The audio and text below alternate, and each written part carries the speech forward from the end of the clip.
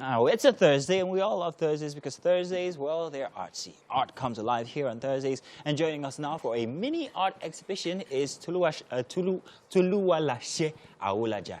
Huh? Yeah. There we go. Now, he's a contemporary visual artist whose journey into art emanated from the love he had for art as a child. You and I both have that thing because I had that love for art as a child.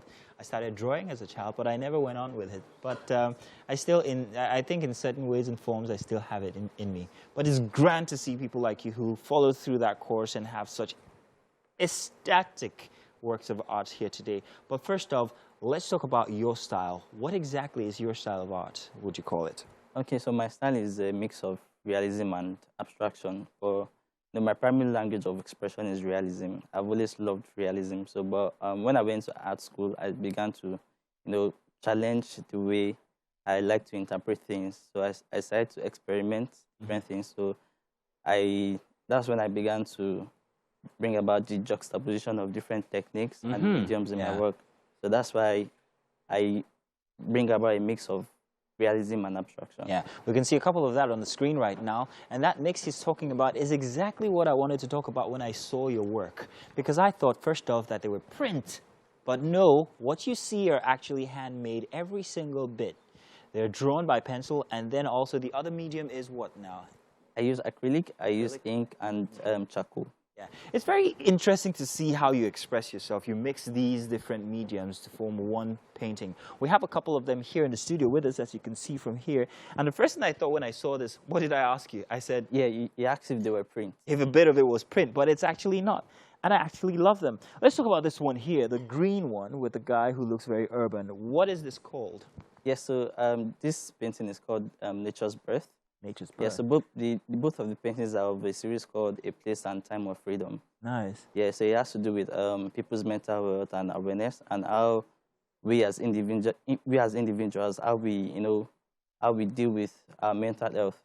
So I'm exploring people in spaces that they find very comfortable, and that they find as an escape from their present reality and from their mental health. And being in those spaces puts them in a state of euphoria. And distracts them from their present realities. Nice, very interesting. I like that it has a message that is very relevant, especially to the time and place. Living in Lagos can be very, very, very tough. Yeah, very tough. So I can see that this is the escape to that. I also noticed that there's some bits of it that come from your childhood. The waterfall and flamingos, where did you get that inspiration from? Okay, so basically I like nature. And, the other lady as well is the other in the beach. Exactly. So, my works are mostly sometimes inspired by my own personal life. And, when I'm within nature, when I'm in nature, I begin to wonder and marvel at, God's creation. And it does makes me have this sense of gratitude, to be alive and to be able to experience the beautiful things that God has created. That picture, this one, what was it called again? Nature's Birth. Nature's Birth. Now, it resonates with me because of the waterfalls from behind and the flamingos. And I think we perhaps share some memories together.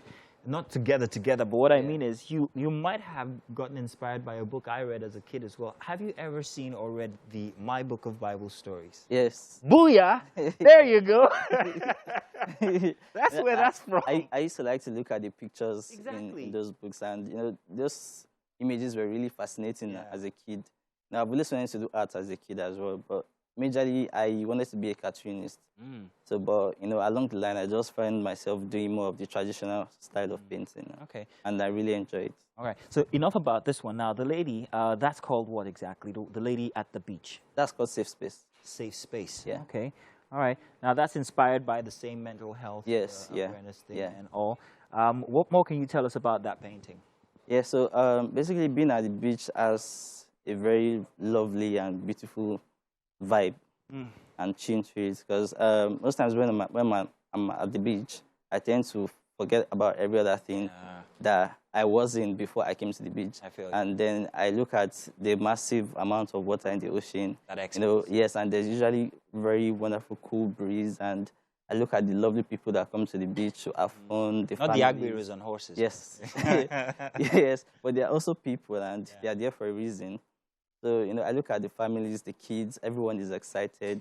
you know, there's this beautiful energy in the beach, which I really like a lot. It feels like a renewal. Yes, so it's in a way it feels like a release of freedom. Okay. You understand? You know, you can be yourself more. Okay. Now, there's one thing about expression. There's another thing about size. And your paintings are often of the mega size. Well, not mega, but they're really big.